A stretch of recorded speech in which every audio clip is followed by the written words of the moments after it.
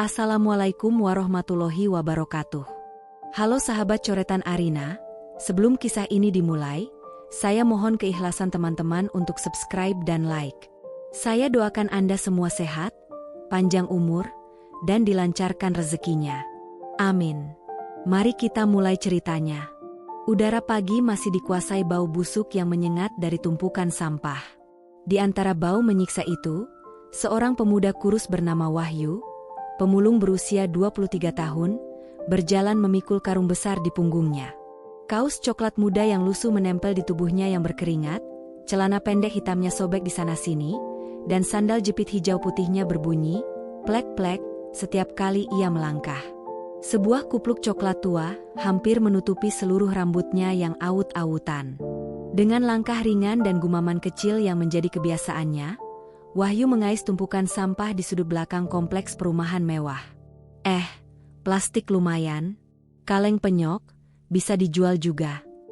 Ia terkikik kecil, senang dengan harta karun temuannya. Namun, matanya tiba-tiba terpaku pada sesuatu yang putih di bawah tumpukan kardus bekas. Awalnya ia kira boneka, tapi saat ia jongkok dan mendekat, jantungnya mencelos. Buset! Itu bukan boneka. Itu seorang perempuan muda. Rambut panjang hitamnya terurai, kulitnya putih namun kotor dan lebam, tubuh mungilnya terbaring lemah mengenakan dres mini putih yang lusuh. Ia tak sadarkan diri, mata terpejam, bibirnya sedikit terbuka. Wahyu menelan ludah, panik. Astaga, cewek beneran ini MAH, gua mesti gimana? Dengan tangan gemetar, ia mengguncang tubuh perempuan itu pelan. Mbak, bangun dong. Ini tempat sampah, bukan tempat tidur. Tak ada jawaban. Wahyu celingukan. Tak ada siapa-siapa. Kepalanya gatal oleh kebingungan. Masa gua tinggalin? Tapi kalau gua bawa, entar dikira nyulik. Duh. Ia memandangi wajah perempuan itu sekali lagi. Cantik, bahkan di balik kotoran dan luka. Ada sesuatu yang membuat hatinya tak tega. Dengan desahan panjang, Wahyu akhirnya mengangkat tubuh si perempuan ke dalam gerobak sampahnya. Hidup gue emang udah aneh. Tapi yang ini, aneh banget. Gumamnya, mendorong gerobaknya pulang, tak sadar bahwa sepasang mata mengawasinya dari balik semak-semak. Suara ayam berkokok dan seng berderit menyambut pagi di gubuk reot milik Wahyu, berdiri di tanah kosong dekat rel kereta. Dindingnya dari papan bekas dan triplek, atapnya seng karatan, lantainya tanah. Di dalam hanya ada kasur tipis, kardus bekas, dan kompor gas mini yang nyaris habis isinya. Perlahan, Lani membuka mata. Pandangannya buram, tubuh pegal, dan bau sampah menyengat hidungnya. Ia meringis pelan lalu bangkit panik. "Di mana? Aku?" bisiknya panik. Kasur reot itu berderit. Dari luar, suara ceria menyapa, "Loh, Mbak udah bangun? Alhamdulillah." Wahyu masuk dengan membawa sebotol air mineral dan sebungkus mie instan. Lani menatapnya waspada. "Kamu siapa? Kenapa aku ada di sini?" Wahyu tersentak, tapi buru-buru tersenyum canggung. "Tenang, Mbak. Saya nggak macam-macam. Saya Wahyu. Nemuin Mbak kemarin, pingsan di tempat sampah." "Tempat sampah?" Lani menatap pakaiannya yang kotor, lalu menatap Wahyu, pria muda berkulit coklat dekil, topi kupluk bau asap, dan mata jujur. "Maaf ya, Mbak. Saya mandiin dikit, tapi bajunya nggak saya buka." Sumpah, Wahyu mengangkat dua tangan, cemas. "Saya cuma bersihin muka dan tangan doang." Lani masih gemetar. Tapi melihat tangan kanan Wahyu yang melepuh, ia bertanya pelan, "Tangan kamu, kenapa?" "Oh ini, tadi numpahin air panas pas masak mie. Nggak apa-apa kok." Wahyu nyengir. Ia menyodorkan air. "Minum dulu ya, nanti saya bikinin mie. Lapar kan?" Lani memandang pemuda itu lama.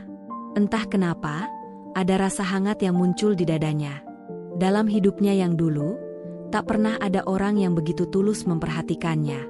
Lani duduk bersila di atas kasur tipis itu, Masih mengenakan dres putih kotor yang sudah agak kering. Rambutnya kusut, namun bagi Wahyu, tetap tampak cantik.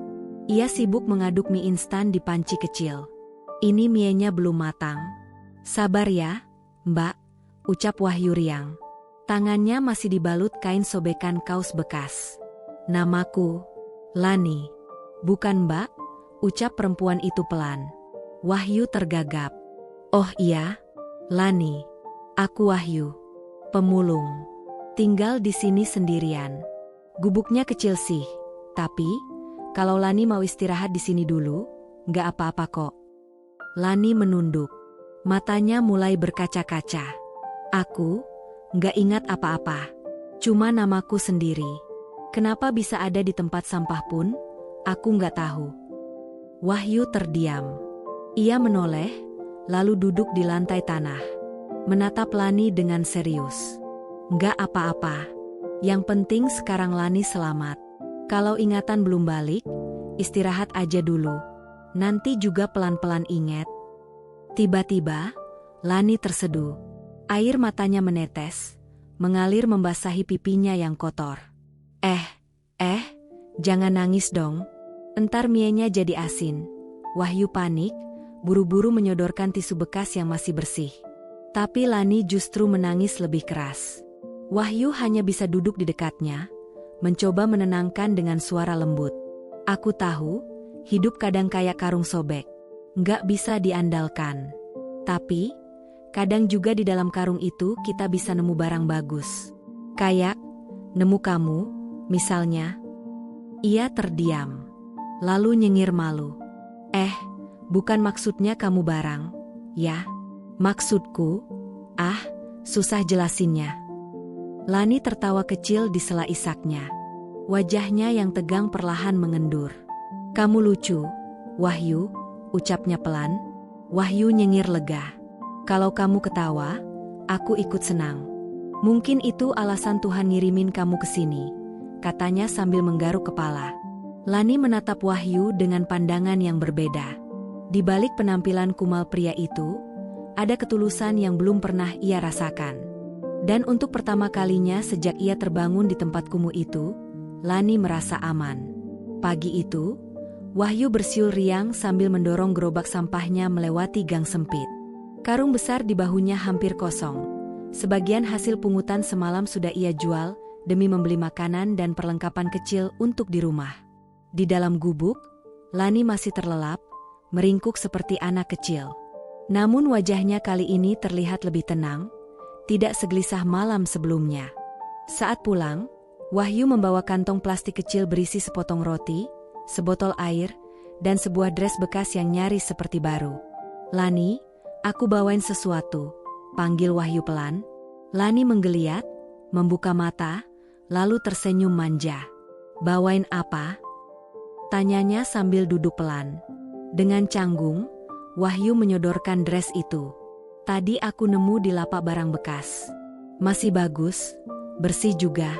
Aku pikir Lani mungkin mau ganti baju. Lani memandangi dres itu, panjang, bermotif bunga sederhana, tapi terlihat cantik di matanya. Ia tersenyum lebar. Kamu manis banget, Wahyu, katanya tulus. Wahyu menggaruk kepala, wajahnya memerah. Biasa aja. Aku cuma pengen kamu nyaman. Tiba-tiba, Lani berdiri dan memeluk Wahyu erat. Makasih, ya. Wahyu membeku. Tubuh montok Lani menempel di tubuh kurusnya. Ia merasa seolah sedang meleleh. Sama-sama, katanya gugup. Lani melepaskan pelukan, lalu berkata sambil tertawa. Kamu jangan ngintip ya, aku mau ganti baju. Enggak, aku keluar dulu. Wahyu buru-buru keluar sambil menutup mata. Wajahnya merah padam. Di luar, ia berdiri sambil menahan senyum, lalu bergumam pelan. Ya Allah, ini cewek beneran manja ya, tapi lucu juga. Bahaya nih. Beberapa menit kemudian, Lani keluar dengan dres barunya. Meski kakinya masih kotor dan ia belum memakai alas kaki, penampilannya kini seperti gadis kota yang sedang piknik di tengah kebun. Wahyu menatap tak berkedip. Kamu cantik banget, kayak bidadari nyasar. Gumamnya. Lani mencubit pipinya sambil tertawa. Gombal. Namun di balik tawa dan kehangatan itu, sebuah pertanyaan besar terus menggantung. Siapa sebenarnya Lani? Dan kenapa ia bisa tergeletak di tempat sampah? Hari demi hari berlalu. Lani mulai terbiasa tinggal di gubuk kecil Wahyu. Setiap pagi, Wahyu bangun lebih dulu, memasak mie instan atau menggoreng tempe seadanya. Ia selalu meninggalkan bekal kecil untuk Lani sebelum pergi memulung.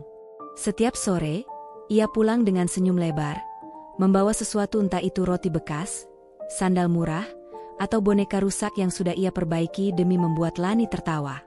Meski manja dan suka merengek, Lani mulai belajar mencuci bajunya sendiri, menyapu lantai tanah, bahkan sesekali ikut menemani Wahyu memulung di ganggang sempit.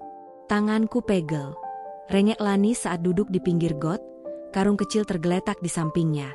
Loh, baru juga 5 menit, canda Wahyu, lalu duduk di sampingnya sambil menyeruput air dari botol plastik bekas. Lani menyandarkan kepalanya di bahu Wahyu. Tapi aku senang. Kok, kamu gak pernah ninggalin aku sendirian? Wahyu tercekat. Bahu kurusnya kaku, tapi ia membiarkan kepala Lani bersandar di situ. Jantungnya berdetak cepat. Masa aku tega ninggalin orang secantik, semanja, dan secerewet kamu? Lani terkekeh pelan. Kamu tahu nggak, Wahyu, selama aku di sini, aku merasa lebih hidup. Aneh ya?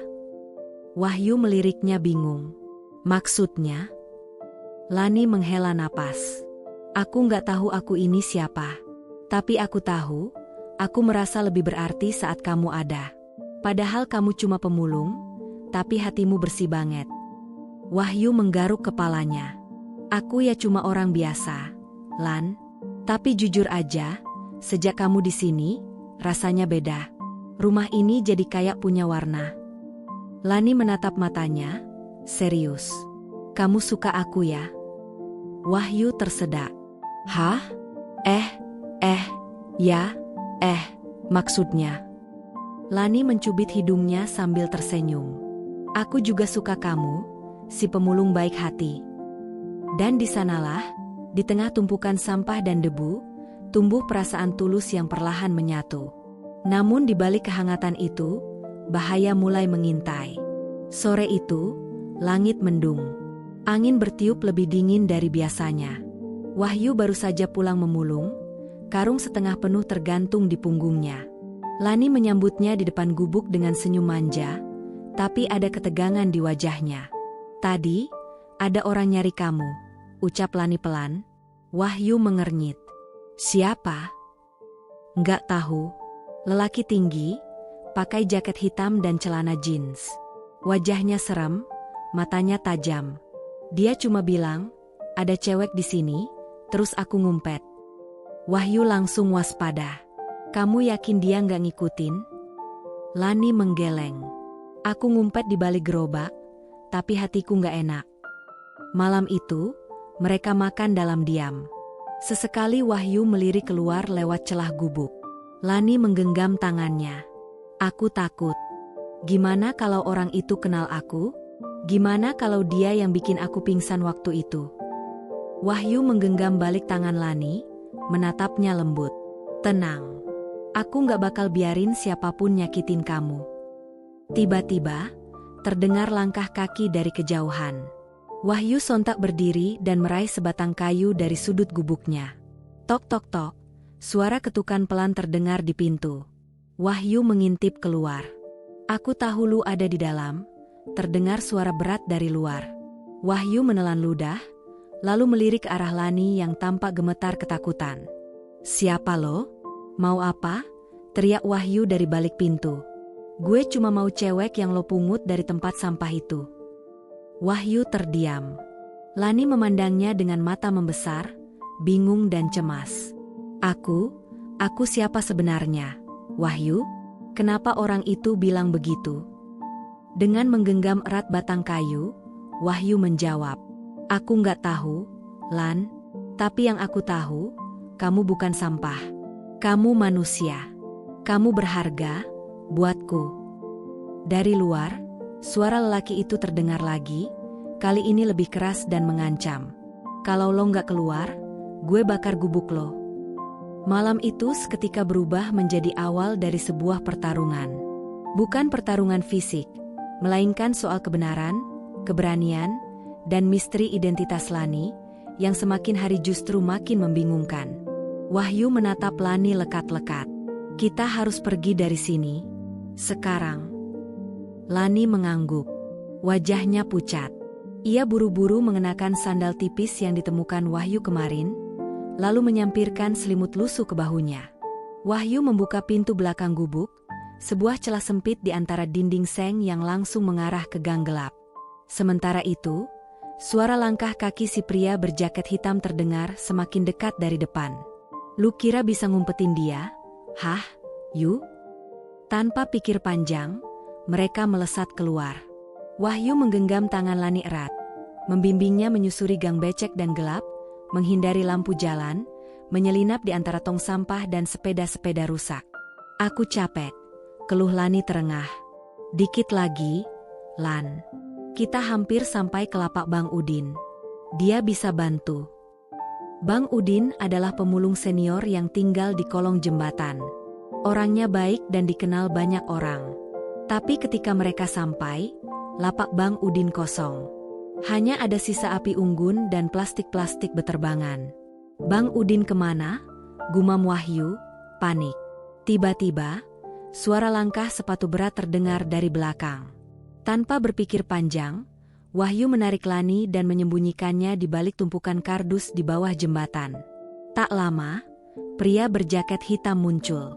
Ia mengitari sekitar, matanya tajam memindai gelap. Lani, keluar.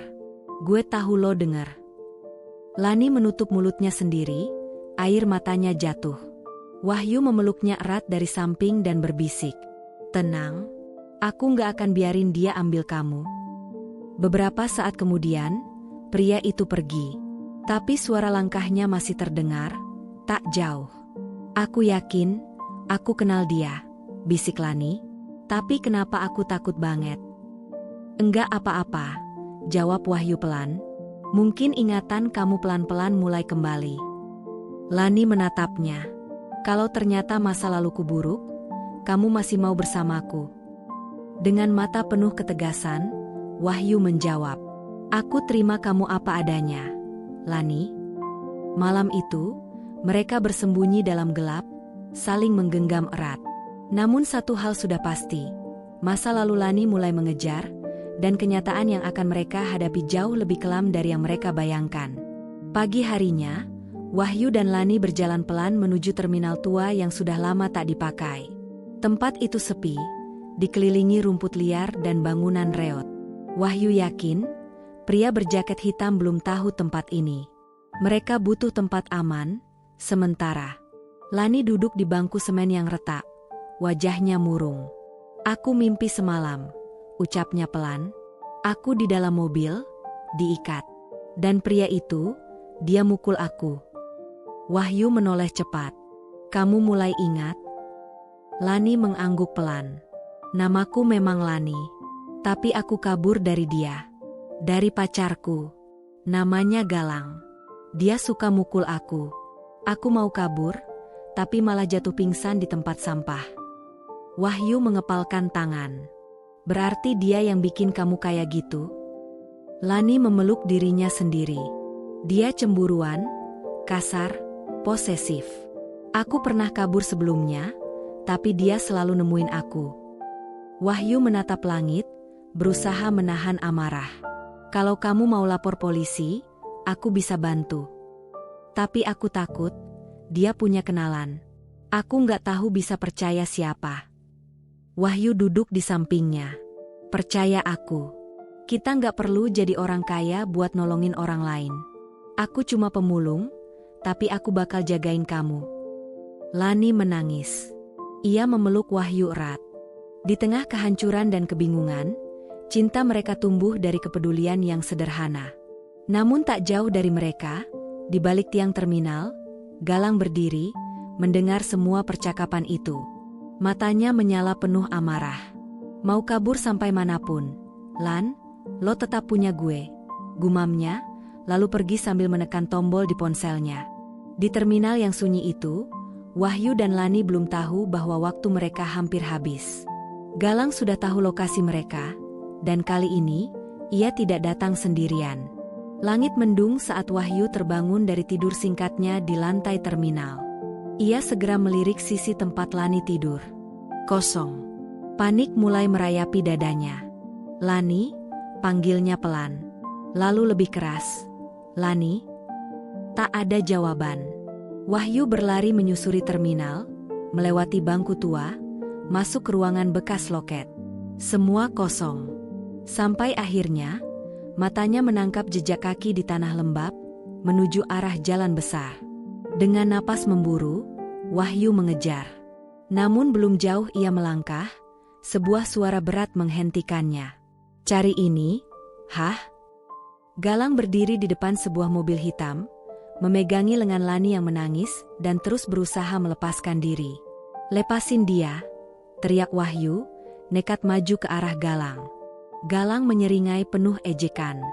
Anak jalanan kayak lu sok jagoan? Lu pikir dia sayang sama lu? Dia itu cuma numpang hidup. Lu tuh tempat pelarian. Lani berteriak, penuh amarah. Bohong. Aku sayang Wahyu. Dia yang nolongin aku waktu aku udah kayak sampah. Tanpa ampun, Galang menampar Lani keras. Lu ikut gue, atau bocah ini mampus. Ancamnya. Wahyu menerjang Galang, tapi tubuhnya yang kurus langsung terpental ke aspal hanya dengan sekali dorongan. Lani menjerit, berusaha melepaskan diri. Jangan sakiti dia. Namun sebelum Galang sempat mengayunkan pukulan ke Wahyu, suara klakson panjang dan sirine memecah suasana. Dua polisi dari motor patroli datang tergesa. Seorang warga ternyata telah melaporkan keributan itu. Galang berusaha kabur, tapi para polisi sigap menangkap dan memborgolnya, lalu membawanya masuk ke dalam mobil patroli. Lani langsung memeluk Wahyu erat. Aku takut banget kehilangan kamu. Wahyu membalas pelukannya meski tubuhnya terasa nyeri. Aku juga. Tapi sekarang kamu aman. Salah satu polisi mendekat. Kamu Wahyu, kan? Cewek ini ternyata masuk daftar orang hilang. Keluarganya udah nyari dari seminggu lalu. Lani menunduk, terkejut. Keluarga? Aku punya keluarga. Dan di sanalah misteri mulai terurai. Ternyata, Lani bukan hanya korban kekerasan, tapi juga anak dari keluarga berada yang telah mencarinya dengan penuh harapan. 2 hari setelah kejadian itu, Wahyu duduk di bangku rumah sakit, menunggu kabar tentang Lani. Polisi telah memproses Galang dan menemukan bukti kekerasan serta penculikan. Tapi yang membuat Wahyu lebih gugup adalah kabar bahwa keluarga Lani akan datang hari ini. Pintu ruang rawat inap terbuka. Seorang wanita anggun dengan setelan mahal masuk, diikuti seorang pria parubaya berkacamata dan 2 pengawal. Wajah wanita itu langsung pucat saat melihat Lani. Anakku. Dengan isak tertahan, ia memeluk gadis yang kini duduk lemah di ranjang. Bu, ujar Lani, bingung. Wanita itu mengusap wajahnya. Namamu Meilani Anindya. Kamu hilang sebulan lalu, setelah kabur dari rumah karena menolak dijodohkan. Ternyata kamu diculik oleh Galang, mantan sopir kami. Wahyu melongo. Jadi Lani, anak orang kaya? Lani terdiam. Ia menatap Wahyu lama. Air matanya jatuh perlahan. Tapi, aku bahagia waktu sama kamu. Yu, waktu jadi bukan siapa-siapa, aku merasa jadi manusia. Orang tua Lani menatap Wahyu dengan ekspresi campur aduk. Sang ayah menghampiri, lalu berkata tegas namun penuh penghargaan. Kami sangat berterima kasih padamu, Wahyu. Kamu menyelamatkan putri kami. Namun sang ibu segera menimpali. Tapi mulai sekarang, biarkan Lani hidup selayaknya. Kami akan membawanya pulang. Lani menatap Wahyu, matanya memohon. Aku nggak mau ninggalin kamu. Wahyu menelan ludah. Hatinya terasa berat. Lan, kamu harus pulang. Itu rumahmu. Aku cuma orang jalanan. Namun Lani mencengkeram tangannya. Aku akan kembali. Tunggu aku, Yu. Mereka berpisah di lorong rumah sakit. Tatapan mereka pilu namun penuh janji. Saat Wahyu pulang ke gubuk tuanya, karung kosong tergantung di bahu, tapi di dalam hatinya ada secercah harapan. Beberapa minggu kemudian, sebuah mobil berhenti di depan lapak Wahyu.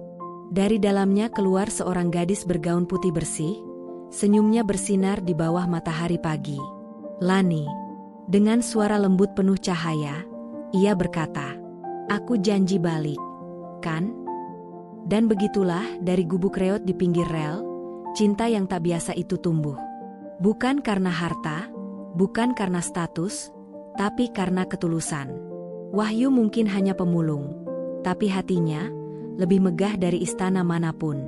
Lani, gadis hilang yang ternyata bukan sekadar terluka, tapi juga menemukan rumah baru di pelukan pria sederhana itu. Saat ia kembali dengan gaun putih dan senyum penuh harapan, dunia seolah berhenti sejenak. Cinta sejati memang tak mengenal kasta. Ia lahir di tempat paling tak terduga, di balik tumpukan sampah, di tengah debu dan luka, dan bertahan karena hati yang saling menjaga. Di dunia yang penuh kepalsuan, kisah ini jadi bukti bahwa cinta yang tulus selalu menemukan jalannya pulang. Karena pada akhirnya, bukan di mana kita lahir yang penting, tapi siapa yang membuat kita merasa hidup. Dan bagi Wahyu dan Lani, rumah itu adalah satu sama lain. Terima kasih telah menyimak cerita ini. Jangan lupa untuk like video ini, subscribe channel kami, agar tidak ketinggalan cerita menarik lainnya. Sampai jumpa di cerita berikutnya. Wassalamualaikum warahmatullahi wabarakatuh.